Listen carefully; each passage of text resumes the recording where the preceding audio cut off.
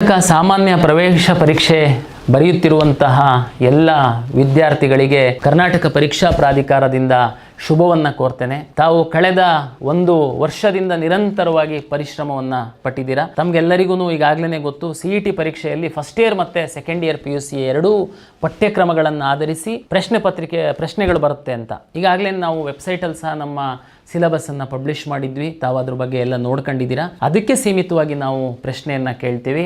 ಯಾರು ಪರಿಶ್ರಮವನ್ನು ನಿರಂತರವಾಗಿ ಪಟ್ಟಿರ್ತೀರಾ ತಮಗೆಲ್ಲರಿಗೂ ಪರೀಕ್ಷೆ ಬರೆಯುವಂಥದ್ದಕ್ಕೆ ಶುಭವಾಗಲಿ ಅಂತೇಳಿ ನಾನು ಪ್ರಾಧಿಕಾರದ ವತಿಯಿಂದ ಕೋರ್ತಾ, ತಮಗೆಲ್ಲರಿಗೂ ಗೊತ್ತಿದೆ 4 ಸಬ್ಜೆಕ್ಟಿಗೆ ತಾವು ಪರೀಕ್ಷೆಯನ್ನು ಬರೀತೀರಾ. ಕೆಲವರು ಇಂಜಿನಿಯರಿಂಗಿಗೆ ಮಾತ್ರ ಹೋಗುವಂಥವ್ರು ಬಯಾಲಜಿಯನ್ನು ಬರೆಯಲ್ಲ.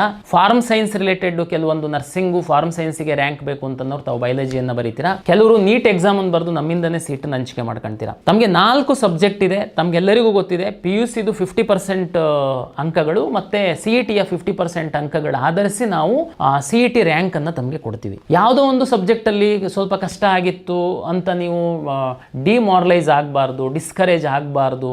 ನನ್ನ ವಿನಂತಿ, ತಾವು ತಾಳ್ಮೆಯಿಂದ ಪರೀಕ್ಷೆಯನ್ನು ಅಟೆಂಡ್ ಮಾಡಬೇಕು. ಯಾಕೆಂತಂದ್ರೆ ತಾವು ಪ್ರಶ್ನೆ ಪತ್ರಿಕೆ ನೋಡ್ತಿದ್ದಂಗೆ ಪ್ರತಿ ಸಬ್ಜೆಕ್ಟಿನ ಪ್ರಶ್ನೆ ಪತ್ರಿಕೆ ಬೇರೆ ಬೇರೆ ಥರ ಇರ್ಬೋದು. ನೀವು ಆರಂಭದಲ್ಲೇ ಪ್ರಶ್ನೆಗಳು ತಾವು ಓದದೇ ಇಲ್ದಿರುವಂಥದ್ದು ಬಂದಿರಬಹುದು. ಹಾಗಾಗಿ ಇನ್ನೂ 3 ಪತ್ರಿಕೆಗಳಿರುತ್ತೆ. ಆ ಪತ್ರಿಕೆಯಲ್ಲಿ ಇನ್ನೂ ಸಾಕಷ್ಟು ಪ್ರಶ್ನೆಗಳಿರುತ್ತೆ. ವಿದ್ಯಾರ್ಥಿಗಳಿಗೆ ನಾನು ಪರೀಕ್ಷಾ ಕೇಂದ್ರಕ್ಕೆ ಹೋಗಿ ತಾವು ಕುಳಿತುಕೊಳ್ತೀರಾ, ಮರಿದೆ ಮೊದಲು ತಮಗೆ 10 ಮಿನಿಟ್ಸ್ ಮೊದಲೇ OMR ಶೀಟನ್ನು ಕೊಡ್ತಾರೆ. ಸಮಾಧಾನವಾಗಿ ಬಂದಾಗ ಸಹ 10 ನಿಮಿಷ ಮೊದಲು ನಿಮಗೆ OMR ಶೀಟನ್ನು ಕೊಡ್ತಾರೆ. ತಾವು ದಯಮಾಡಿ ನಿಮ್ಮ ರಿಜಿಸ್ಟರ್ ನಂಬರು, ಹೆಸರು ಇದನ್ನೆಲ್ಲ ಸಮಾಧಾನವಾಗಿ ತಪ್ಪಿಲ್ಲದೆ ಬರೀರಿ. ಅವಾಗ ಸ್ವಲ್ಪ ನಿಮಗೆ ಶಾಂತವಾಗ್ತೀರಾ. ಆಮೇಲೆ ಕಾನ್ಫಿಡೆನ್ಸ್ ಬರುತ್ತೆ. ಕ್ವಶನ್ ಪೇಪರ್ ಬಂದಾಗ ಸಹ ನಿಮಗೆ ಒಂದೆರಡು ಕ್ವಶನ್ ಕಷ್ಟ ಇತ್ತು, ನಿಮಗೆ ಏನು ಚಿಂತೆ ಮಾಡಕ್ಕೆ ಹೋಗ್ಬೇಡಿ. ಅದೇ ಏನು ಅಂತಿಮ ಅಲ್ಲ. ಅದರಲ್ಲಿ ಇನ್ನೂ ಸಾಕಷ್ಟು ಪ್ರಶ್ನೆಗಳಿರ್ತವೆ. ಮುಂದಿನ ಇನ್ನೂ 2 ದಿನ 3 ಪತ್ರಿಕೆಗಳಿರುತ್ತೆ. ಹಾಗಾಗಿ ಎಲ್ಲ ಪತ್ರಿಕೆಗಳ ರಿಸಲ್ಟ್ ಆಧರಿಸಿ ನಿಮ್ಮ ರ್ಯಾಂಕು ಡಿಕ್ಲೇರ್ ಆಗುವಂಥದ್ದು. ಹಾಗಾಗಿ ತಾವು ಸಮಾಧಾನವಾಗಿ ಶಾಂತವಾಗಿ ನೀವು ಪರೀಕ್ಷೆಯನ್ನು ಬರೆದರೆ ನಿಮಗೆ ಒಂದು ಯಶಸ್ಸು ಸಾಧ್ಯ ಇದೆ ಅಂತೇಳಿ ನಾನು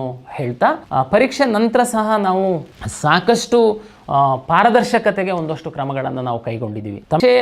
ಆದ ತಕ್ಷಣ ಏನು ನಮ್ಮ ಕರ್ನಾಟಕ ಪರೀಕ್ಷಾ ಪ್ರಾಧಿಕಾರಕ್ಕೆ ನೀವು ಬರೆದಂಥ OMR ಶೀಟ್ ಬರುತ್ತೆ. ಪರೀಕ್ಷಾ ಕೇಂದ್ರವಾರು ಸ್ಕ್ಯಾನ್ ಮಾಡಿ ನಾವು ನಮ್ಮ ವೆಬ್ಸೈಟಲ್ಲಿ ನಿಮ್ಮ OMR ಶೀಟ್ಗಳನ್ನ ನಾವು ಅಪ್ಲೋಡ್ ಮಾಡ್ತೀವಿ. ಯಾವುದೇ ವಿದ್ಯಾರ್ಥಿಗಳಿಗೆ ಯಾವುದೇ ಅನುಮಾನದ ಅಗತ್ಯ ಇಲ್ಲ, ನೀವೇ ನೋಡ್ಕೊಳ್ಬೋದು. ಅದಾದಮೇಲೆ ನಾವು ಕೀ ಆನ್ಸರ್ ಬಿಡ್ತೀವಿ. ಮತ್ತು ತಮಗೆಲ್ಲರಿಗೂ ಗೊತ್ತಿದೆ, ನೀವು ಅಬ್ಜೆಕ್ಷನ್ಸ್ ಕೊಡ್ಬೋದು.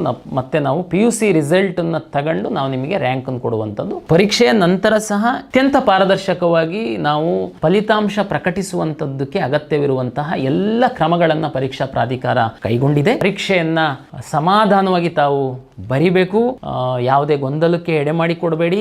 ನಾವು ಪ್ರಾಧಿಕಾರದ ವತಿಯಿಂದ ವ್ಯವಸ್ಥಿತವಾಗಿ ಪರೀಕ್ಷೆ ನಡೀಲಿಕ್ಕೆ ಎಲ್ಲ ಸಿದ್ಧತೆಗಳನ್ನು ಮಾಡಿಕೊಂಡಿದ್ದೀವಿ. ನಾವು ಟೈಮ್ ಟು ಟೈಮ್ ಏನು ಡ್ರೆಸ್ ಕೋಡ್ ಇರ್ಬೋದು, ಪರೀಕ್ಷೆಗೆ ಬಂದು ತಾವು ಬರೆಯುವಂಥ ಕ್ರಮಗಳಿರ್ಬೋದು, ಬೆಲ್ ಟೈಮಿಂಗ್ಸ್ ಇರ್ಬೋದು, ಎಲ್ಲದನ್ನು ತಮಗೆ ಕಮ್ಯುನಿಕೇಟ್ ಮಾಡಿದ್ದೀವಿ. ದಯಮಾಡಿ ಪ್ರಾಧಿಕಾರದ ಮಾರ್ಗಸೂಚಿಯನ್ನು ಪಾಲನೆ ಮಾಡಿ ಒಳ್ಳೆ ರೀತಿಯಲ್ಲಿ ತಾವು ಪರೀಕ್ಷೆಯನ್ನು ಬರೆದು ಯಶಸ್ಸು ಗಳಿಸಿ ಅಂತೇಳಿ ಎಲ್ಲ ವಿದ್ಯಾರ್ಥಿಗಳಿಗೆ ಪ್ರಾಧಿಕಾರದ ವತಿಯಿಂದ ಮತ್ತೊಮ್ಮೆ ಶುಭವನ್ನು ಕೋರ್ತೀನಿ. ನಮಸ್ಕಾರ.